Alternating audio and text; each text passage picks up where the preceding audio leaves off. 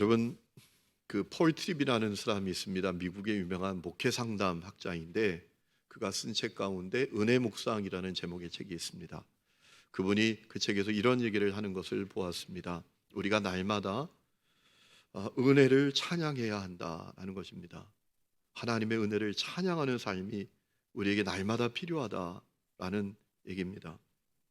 우리가 은혜를 찬양하는 것을 그치면 내게 얼마나 은혜가 간절히 필요한지를 잊어버리게 되고, 또 내게 얼마나 은혜가 필요한지를 잊어버리면 나는 이상한 사람이 되고 만다라는 거예요.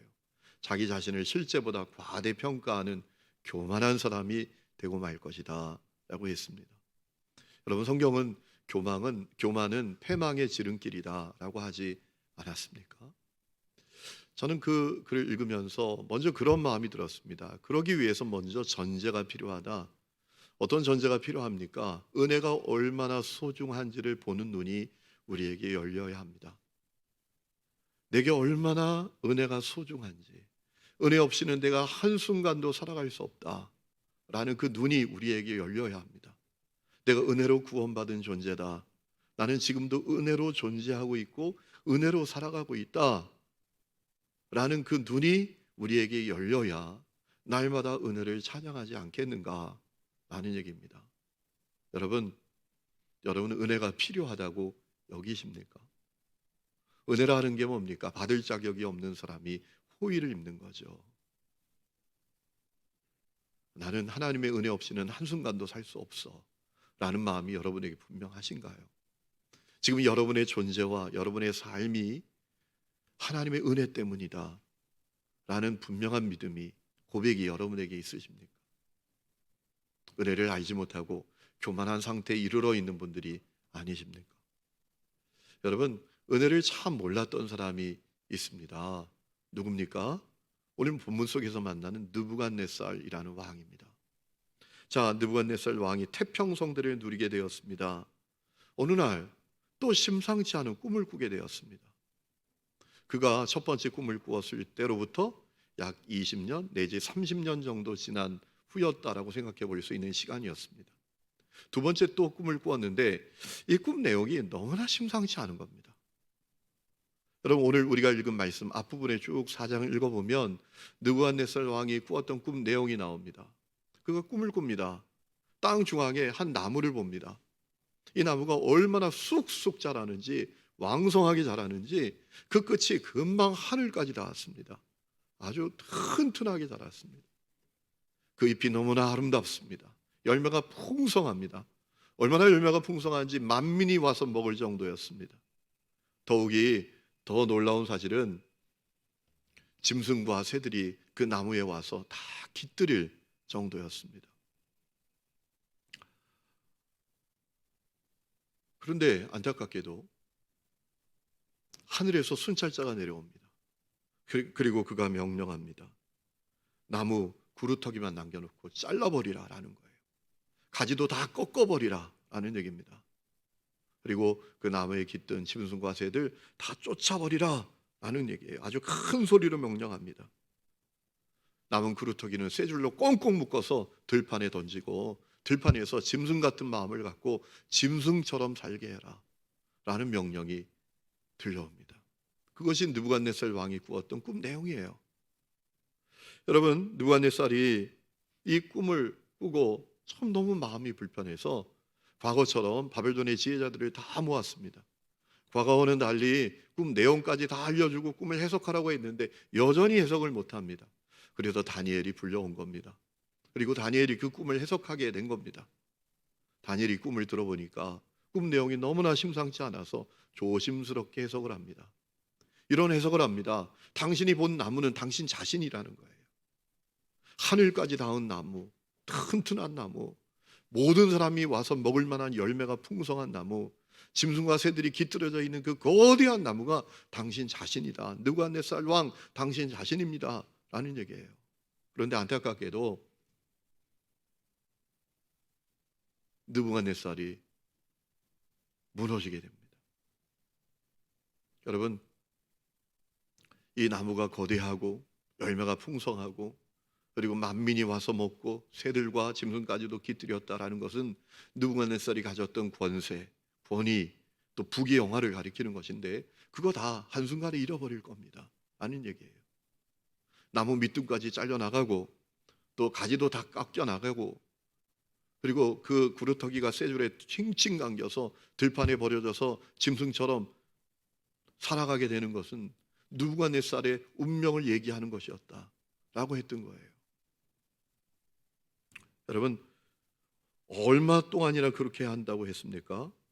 오늘 우리가 읽지 않았지만 앞부분에 보면 16절 말씀을 보니까 7대 동안 그렇게 할 것이다 라고 했어요.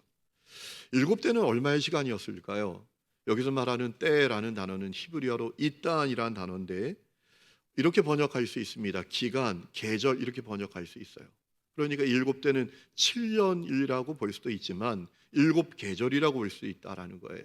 바벨론은 여름하고 겨울 계절만 있습니다. 그러니까 한 3년 반의 시간이었다라고 생각해 볼 수도 있다라는 겁니다.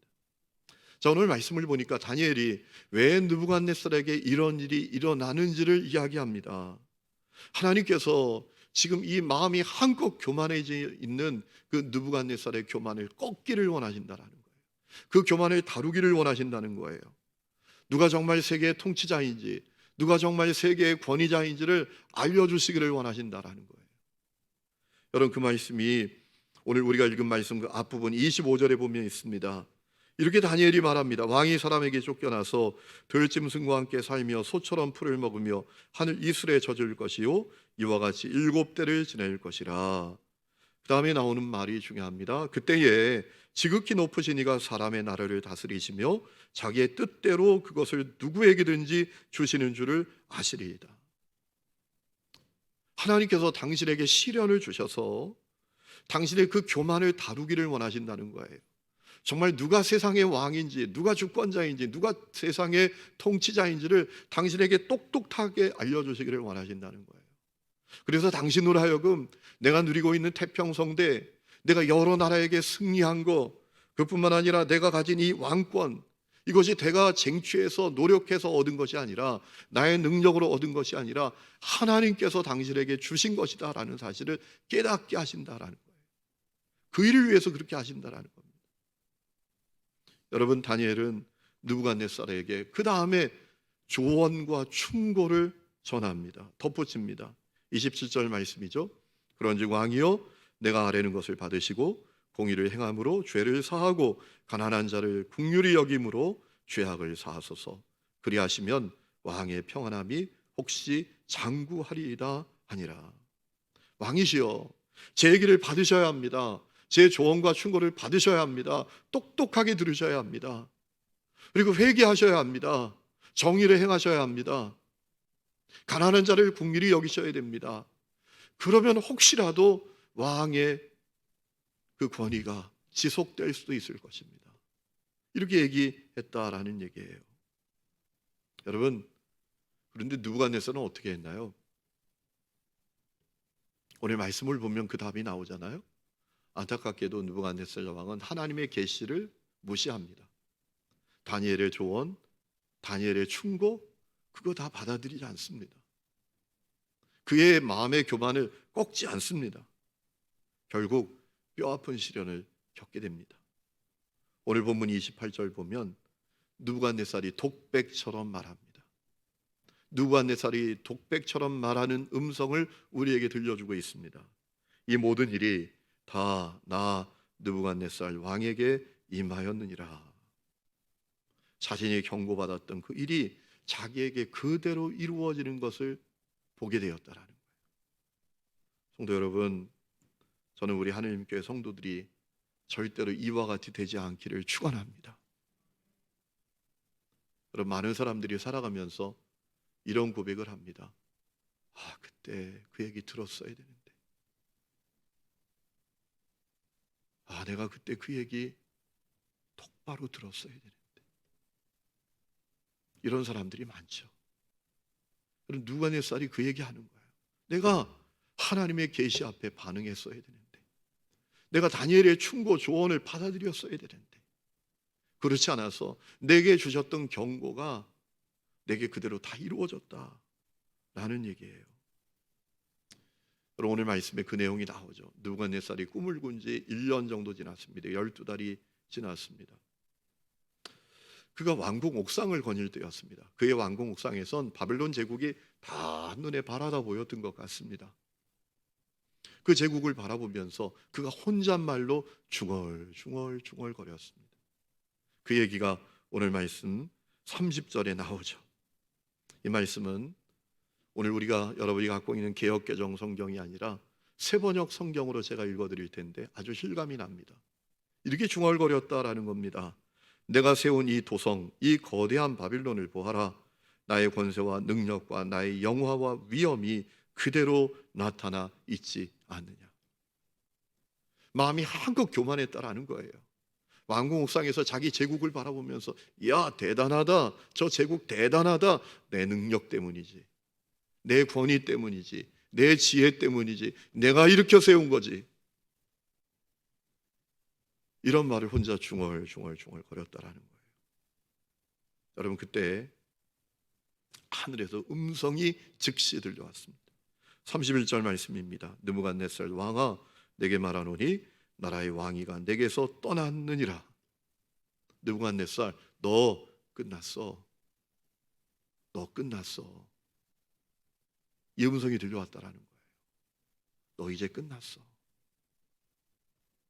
느부갓네살이 꾼 꿈이 그대로 자기에게 실현된다라는 얘기입니다. 실제로 그렇게 되었습니다. 그에게 어떤 일이 일어났는지 33절에 느부갓네살의 독백으로 우리에게 알려지고 있지 않습니까? 바로 그때 이 일이 나 느부갓네살에게 응함으로 내가 사람에게 쫓겨나서 소처럼 풀을 먹으며 몸이 하늘에 이슬에 젖고 머리털이 독수리 털과 같이 자랐고 손톱은 새 발톱과 같이 되었더라 라고 했습니다. 들판에 버려져서 비참하게 살게 됐다라는 얘기예요. 여러분, 16절 말씀을 보면 그런 말씀이 나오거든요. 느부갓네살이 짐승의 마음을 받을 거다. 느부갓네살이 짐승의 마음을 받는다는 게 뭡니까? 그의 정신이 이상해진다라는, 정신병이 찾아온다라는, 정신병이 걸려서 사리 분별을 하지 못합니다. 짐승처럼 살게 되었다라는 거예요. 소처럼 풀을 뜯어먹으면서 안타깝게 살아가게 됐다라는 얘기입니다.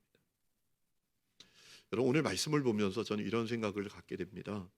세상에 느부갓네살처럼 어리석은 사람들이 사실 얼마나 많은가라는 얘기예요. 오늘 종려주일이잖아요. 여러분, 예수님께서 십자가 고난을 위해서 예루살렘에 입성하실 때 수많은 사람들이 종려나무가지를 들고 호산나 호산나 예수님을 환영하지요. 그런데 여러분, 그들이 금방 어떻게 변합니까? 바라바 놔주고 예수를 십자가에 못 박으라고 소리치는 사람이 됐잖아요. 이스라엘의 그 종교 지도자들, 그들이 결국 예수님을 거부하고 십자가에 못 박는 일이 일어나지 않습니까?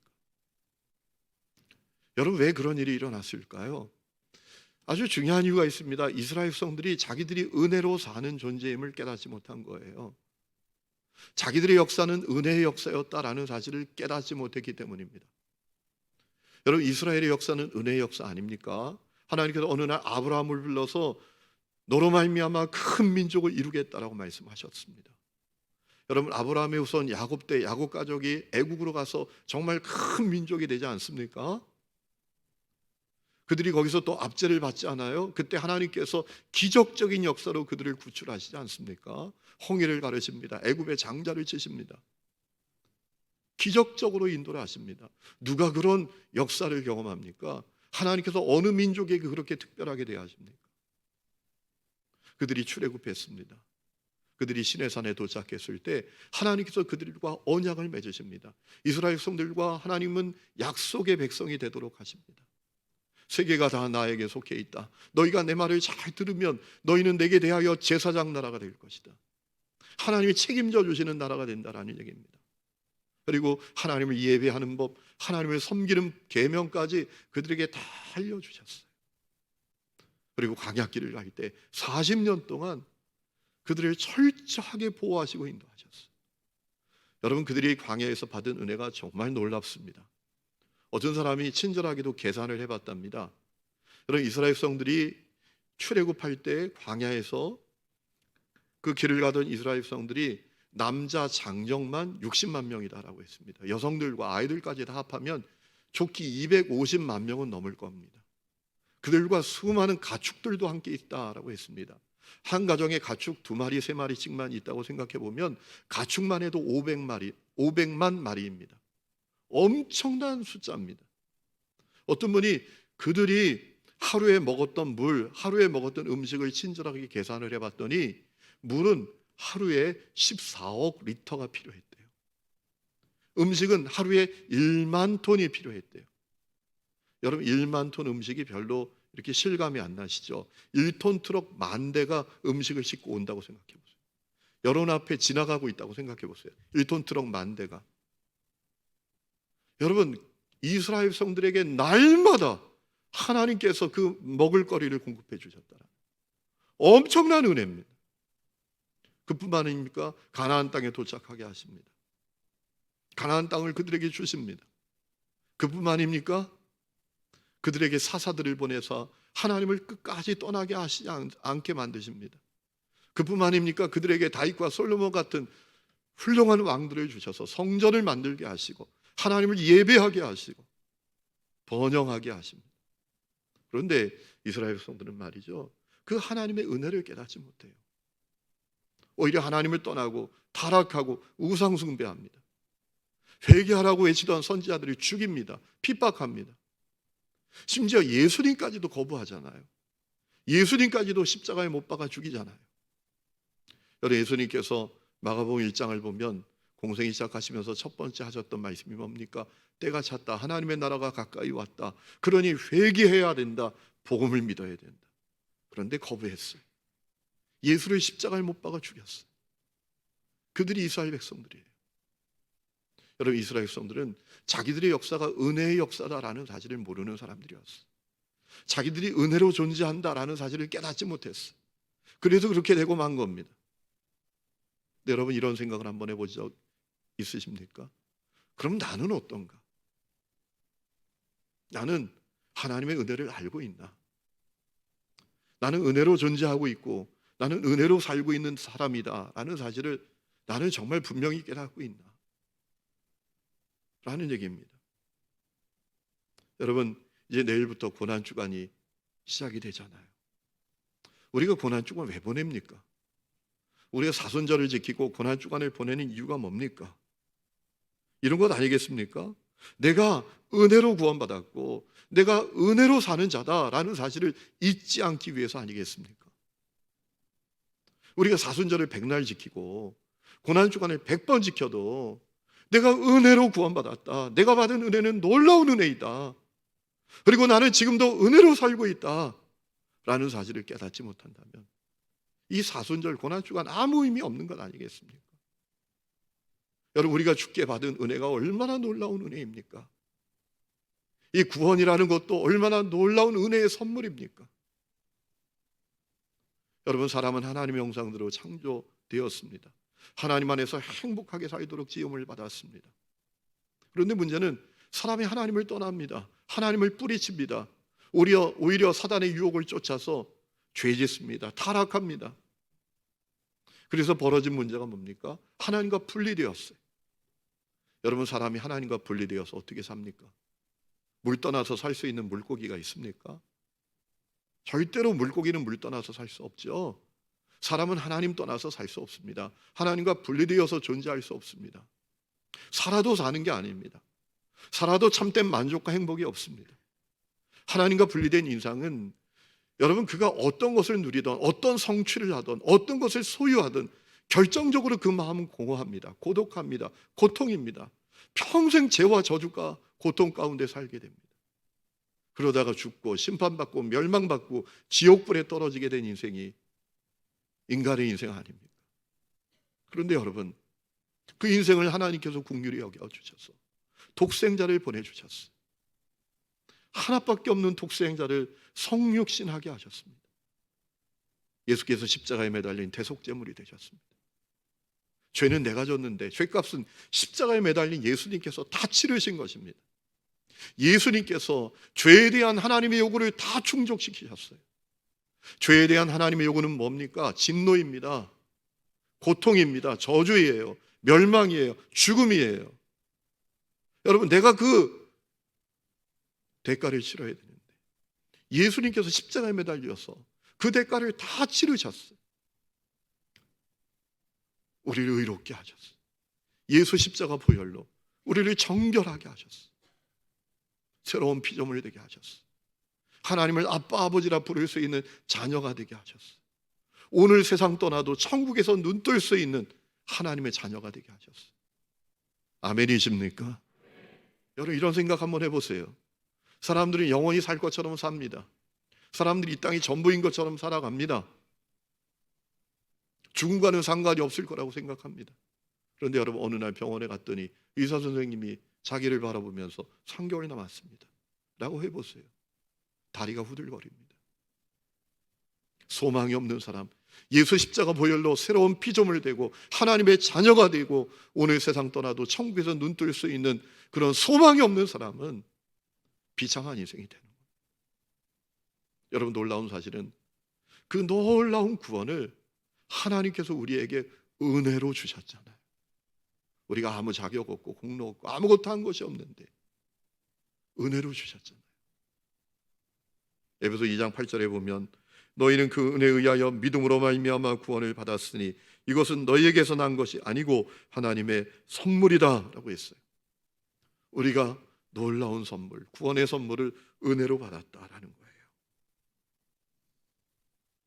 여러분, 오늘 말씀을 보면서도 정말 감사한 것은 우리가 그렇게 교만하고 내 존재가 은혜로 존재하는 존재요, 내가 사는 것도 은혜로 사는 것이다 라는 사실을 깨닫지 못한 그때에도 하나님은 나를 내쫓지 않으시잖아요. 나를 버리시지 않으시잖아요. 느부갓네살은 교만하니까 하나님 버리셨어요. 내쫓으셨어요. 왕위를 잃어버리고 비참하게 살게 되었어요. 여러분, 우리가 은혜를 알지 못하고 산다고 하나님께서 여러분 버리셨습니까? 하나님 내쫓으셨습니까? 아니죠. 버리시지 않으시죠. 사랑하시죠. 얼마나 놀라운 은혜입니까? 저는 하늘이음교회 성도들이 이 은혜를 아는 분들이 될 수 있기를 축원합니다. 내가 은혜로 사는 존재야. 나는 놀라운 구원을 은혜로 받은 사람이야. 이 고백이 우리에게 있어야 합니다. 이 고난 주간에 내가 받은 은혜를 다시 분명히 깨닫는 역사가 일어나야 합니다. 오늘 말씀을 보면서 놓치지 말아야 될 것은 은혜로 사는 것을 깨달은 사람에게 일어나는 변화가 있다라는 겁니다. 느부갓네살에게 두 가지 변화가 일어났습니다. 여러분, 느부갓네살이 들판에서 짐승처럼 살던 때를 보내고 7대가 지나니까 회복이 되었습니다. 그는 완전히 다른 사람이 됐습니다. 완전히 변화됐습니다. 겸손한 사람이 되었습니다. 교만은 사라지고 겸손한 사람이 되었습니다. 그리고 그에게 두 가지 모습이 드러났습니다. 첫 번째는 감사였습니다. 그는 감사하는 사람이 되었습니다. 34절 말씀 보세요. 그 기한이 참에 나 느부갓네살이 하늘을 우러러 보았더니 내 총명이 다시 내게로 돌아온지라. 그 다음에 중요한 말씀이 나옵니다. 이에 내가 지극히 높으신 이에게 감사하며, 뭐하며? 감사하며. 감사하는 사람이 되었대요. 여러분, 은혜를 깨닫는 사람에게 감사가 임하게 됩니다. 그 입술의 표정에 감사가 시작되게 됩니다. 더 나아가서 어떤 형편과 처지에서도 감사하게 됩니다. 때로는 내 소망과 기대가 물거품이 될 때에도, 때로는 인생의 비바람, 폭풍이 내 인생에 몰아쳐 올 때에도 감사하는 사람이 됩니다. 은혜를 깨닫는 사람, 내게 얼마나 놀라운 은혜가 임했는지 깨닫는 사람에게 감사가 시작이 됩니다. 여러분, 사도 요한의 제자였던 초대교회 교부가 있습니다. 폴리카비라는 분입니다. 이분이 86세 때 순교를 당합니다. 원형 경기장에 끌려갔습니다. 원형 경기장 한가운데 화형대가 있습니다. 거기 올라가서 묶여서 불에 태워져 죽는 겁니다. 그를 화형대에 올려놓고 회유를 합니다. 협박을 합니다. 예수만 부인하고 황제 숭배해라. 그러면 산다. 모처럼 그렇게 개죽음을 당하려고 하냐. 예수 부인하고 황제 숭배하면 딱 한 번만 하면 살 수 있다. 그때 폴리캅이 이렇게 얘기했다고 합니다. 내가 86년간 주님을 섬겼는데 주님은 한 번도 나를 부인한 적 없습니다. 어떻게 내가 주님을 부인하겠습니까? 내가 주를 위해서 죽는 것도 감사입니다. 이렇게 고백하고 화형대에 올라 순교했다고 합니다. 여러분, 어떻게 그런 일이 일어났을까요? 그는 용기가 있는 사람이었기 때문에, 그는 원래 담대한 사람이었기 때문에? 아니죠. 받은 은혜를 깨닫고 있었기 때문입니다.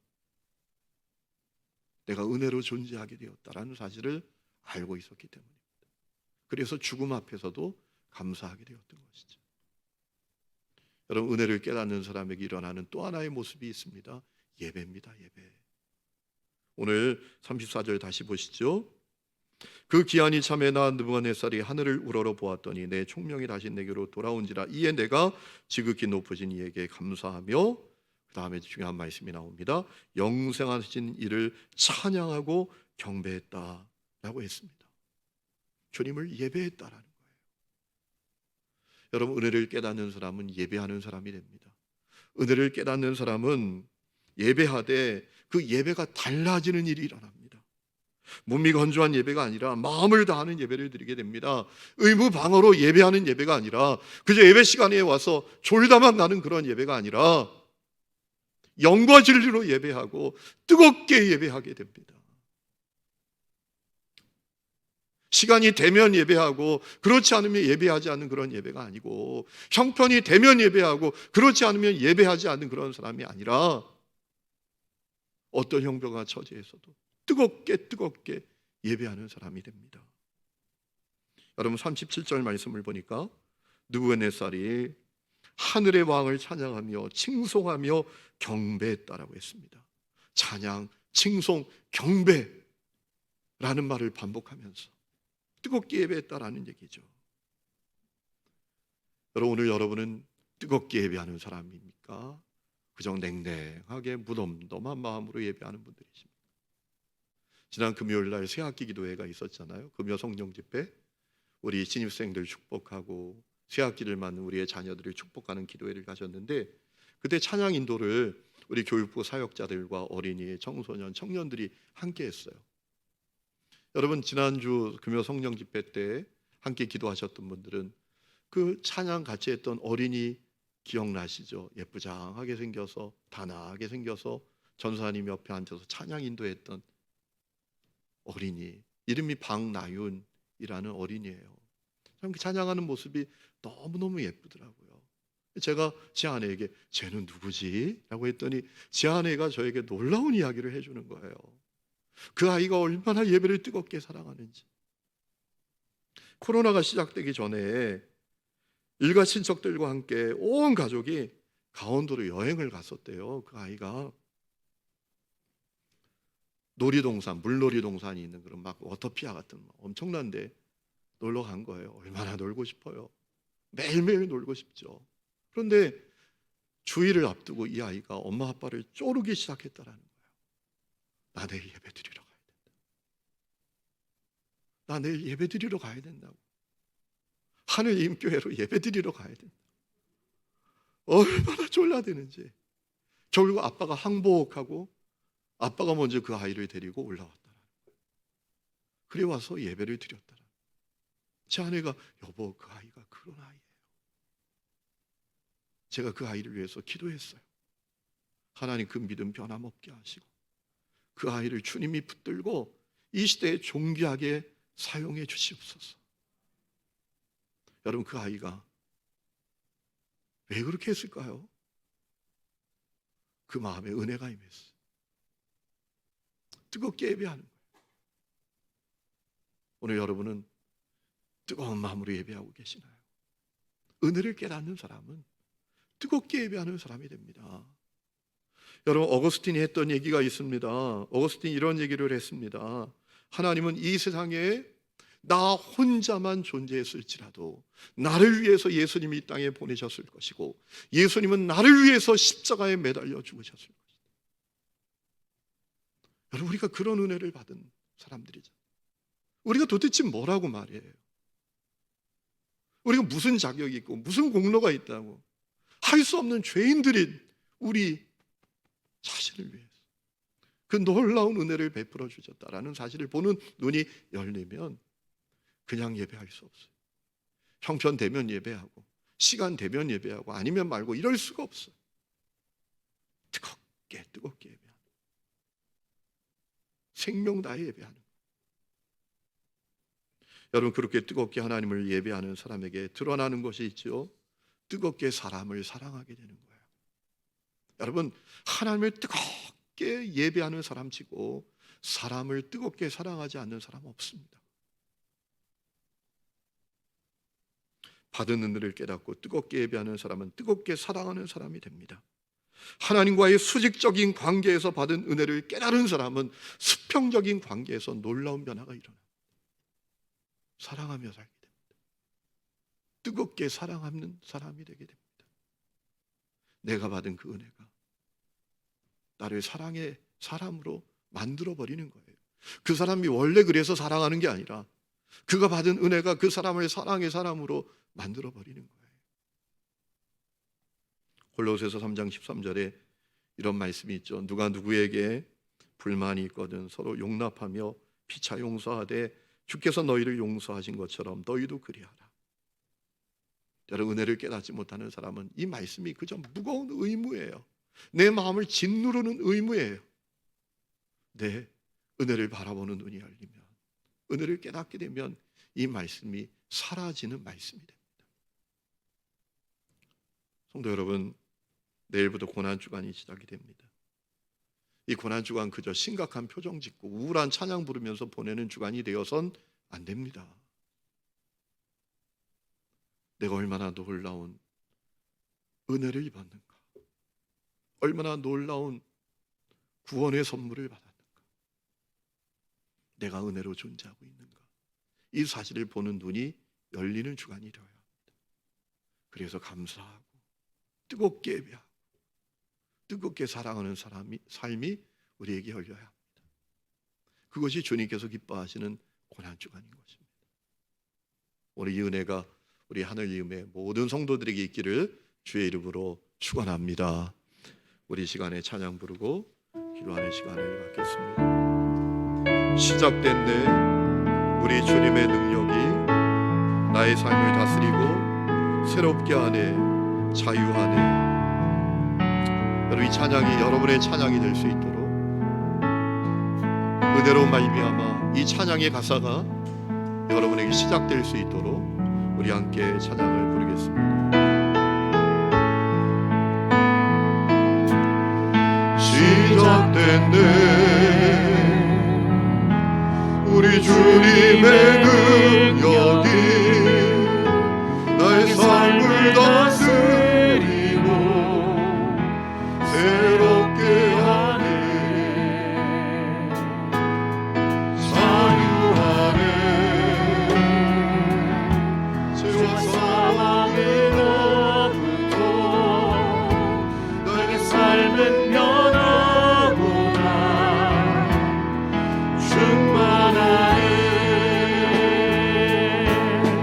이대로라 주의 은혜 한량없는 주의 은혜 이대로라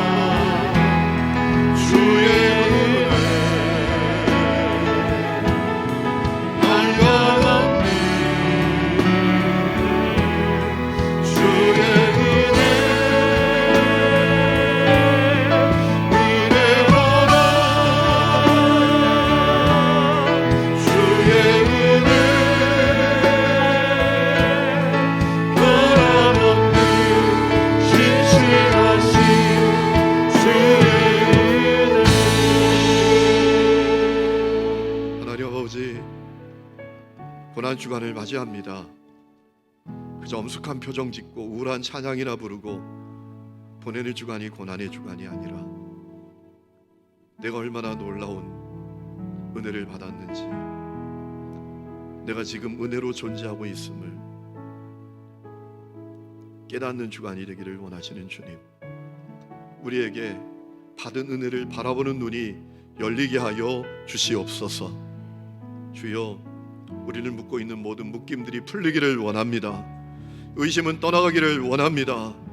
껍데기는 벗어지기를 원합니다. 주님, 우리 속에 정말 주님의 그 놀라운 은혜 앞에 반응하는 역사가 일어나게 하여 주시옵소서.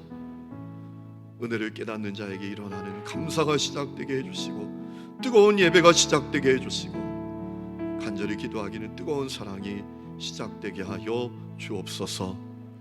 이제는 우리 주 예수 그리스도의 은혜와 하나님 아버지의 놀라운 사랑과 성령의 내주 동행하심이 예배하는 모든 성도들과 그 삶의 모든 부분들 위에, 그리고 고난받는 이 세계와 민족과 열방 위에 지금부터 영원토록 함께 계시기를 간절히 축원하옵나이다. 아멘.